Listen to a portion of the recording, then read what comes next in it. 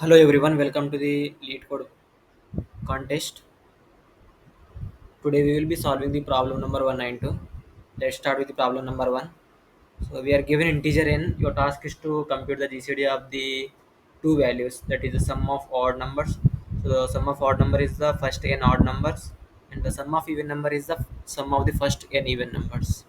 So we need to return the GCD of the two numbers a and b. So yeah, given the integer n, so let's say integer 4, we need to find the sum of first four odd numbers. Sum of first four odd number is, let's say I will be having number from 1 2 3 4 5 6 7 8 9, right? So this is the first odd number, that is 1. Second odd number 3. Third odd number is 5th. Sixth or fourth odd number is 7. Yeah. Sum of even number is, yeah, we will start from 2, that is 2 plus 4 plus 6 plus 8, right? So this is the sum of the first four odd numbers, that is 4 plus 5 9, 9 plus 7 16. And sum of even number is sum of first four even number is 2 plus 4 6 12 20, right? We need to find the GCD of these two numbers and we need to return the answer for this one.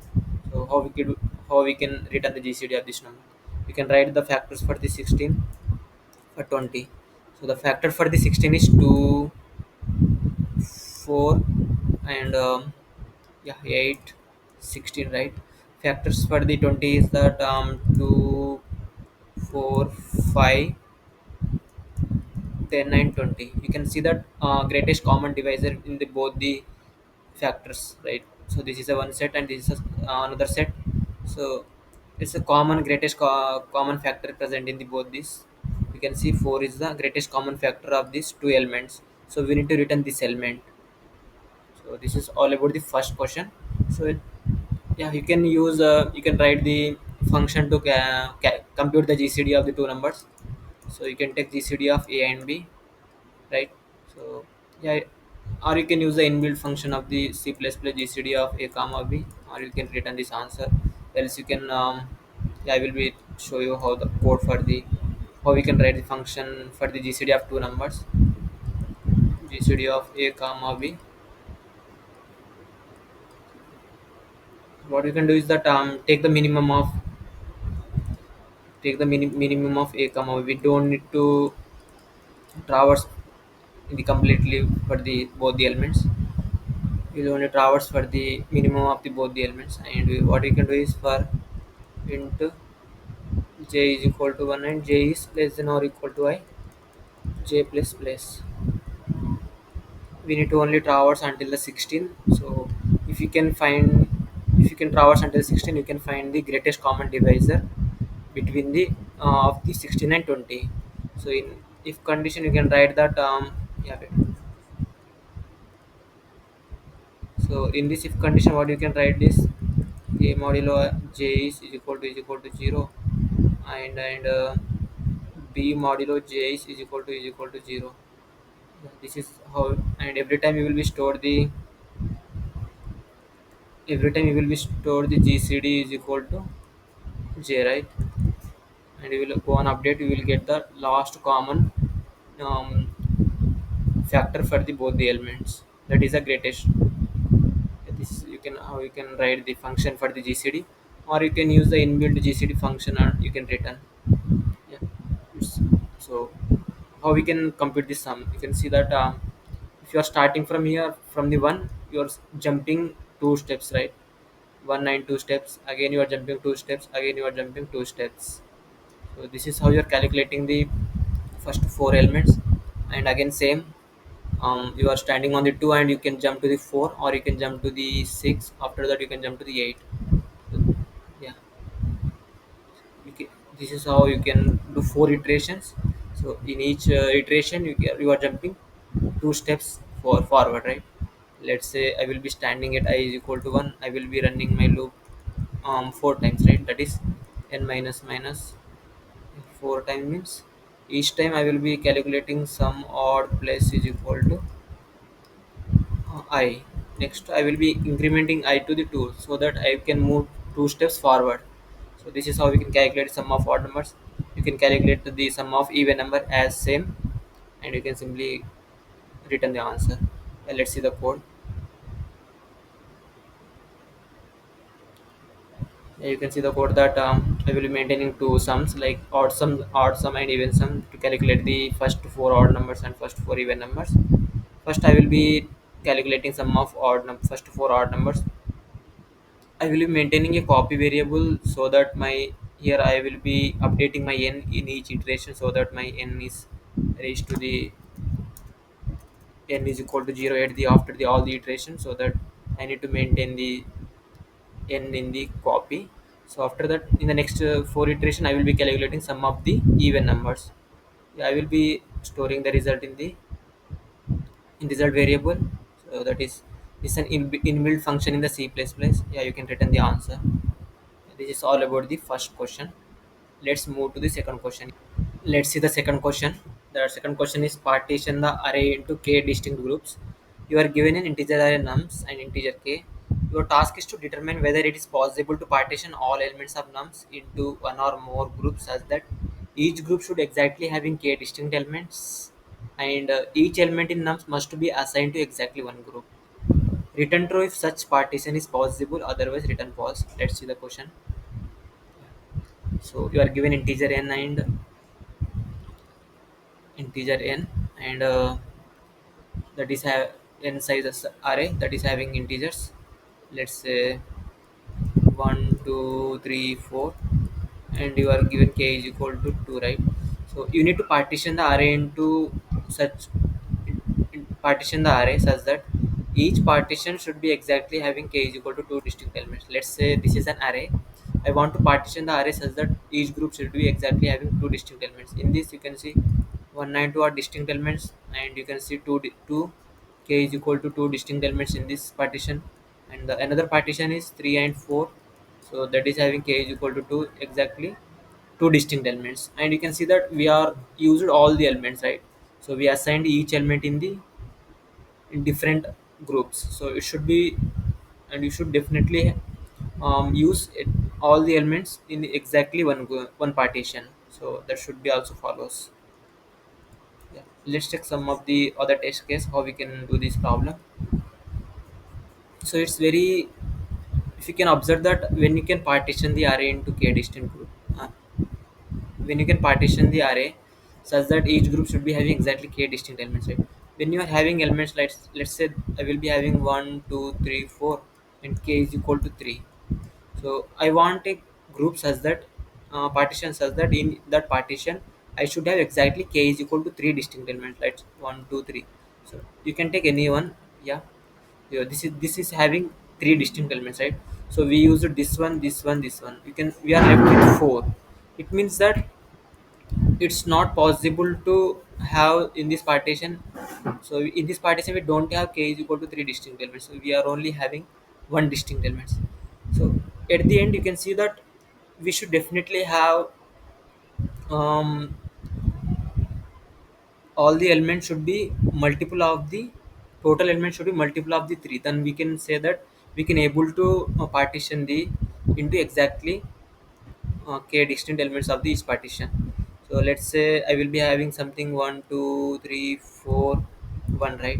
And I will be given k is equal to 2 here. You can see that you can partition 1 and 2 here, again you can partition 1 and 2 here. So we are left with 4 here. So it's not possible to have exactly k is equal to two distinct elements, so we are only left with one element. Yeah. You can have two partitions that can follow k is equal to two distinct elements, but it's not possible. When it's possible, so you should definitely have total elements should be multiple of k, then only we can say that it's possible to partition array such that each partition should be definitely having k is equal to two distinct elements. Let's say I will be taking 1 2 1 2 1 2, right? You can see there are six elements, right? We can do k is equal to 2, right? We can partition such that this is one partition, this is one partition which is having exactly k is equal to two distinct elements. Let's say if I will take k is equal to 3 here, so that is the total elements are 6, right? So k is equal to 2. Yeah, k is equal to 3. So if you can take k is equal to 3, you can see that how many partitions you can possible. Let's say total n is 6 and k is equal to 3, that means 6 by 3. So you should have two partitions such that each partition should definitely have k is equal to three distinct elements. So this is how you can get the number of partitions. Yeah, I will be having two partitions here. In each partition I should definitely have k is equal to three elements, that is distinct elements. So what I can say that I will be keeping one here, so I will keep one here, right? You can see that we will be having three ones, right? The frequency of the three is one is three. So the frequency of one is 3, the frequency of 2 is 3, but we are having two partitions. We can only have two partitions such that each partition have k is equal to 3. So what is the possible distributions I can do for the frequency of 1? So I should definitely have at least three partitions such that I can distribute all the ones into three partitions such that each partition should exactly having k distinct elements. So I'm only having two partitions here. So I have distributed one of the one here, one of the one here. I left again one here. So it's not possible to distribute one in any of this partition. If you put any of this partition into any of this one, so you will not get exactly k elements in the each partition. And if I will keep, if you can take two here, if I will take two here, you can see that I need exactly at least three partitions such that I can distribute all the twos into the three partitions such that each two should be having in exactly one of the partition. Let's take some of the example which can follows the rules, which can have exactly which is returning true. Let's say I will be having one. Let's wait a minute. Let's say I will be having 3, 5, 6, 1, 1. Oh yeah, 1. I want to have k is equal to 2. Let's say number of elements n is 6, right? So what is the number of partitions you can do? That is n by k. You can see 6 by 2 is 3. You can have three partitions here. You can see. So if you can do n by k, you will be get the number of partitions here. I will be having three partitions here, such that each partition should be having exactly two elements, right? Each partition is having exactly two elements. In first partition you can say that, see that I can keep three here. So I want to, let's wait a minute. So let's write the frequency of the elements. Let's say 3 is 1, no problem. 5 is 1, 6 is 1. Just want, where is it? And you can see that the 1 is having frequency of 3, right? So I want to distribute the 3 into the each partition. Let's say I'm having three partitions, right? I can able to distribute all the ones into exactly in each partition such that I don't get any duplicates. Yeah, it's possible to distribute one into all partitions. Yeah, you can see the frequency of 6. I can keep this 6 in any of this because I don't have any duplicates.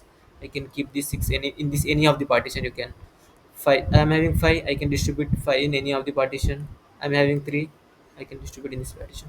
So you can see that the frequency of the element should be less than or equal to the number of partitions, right?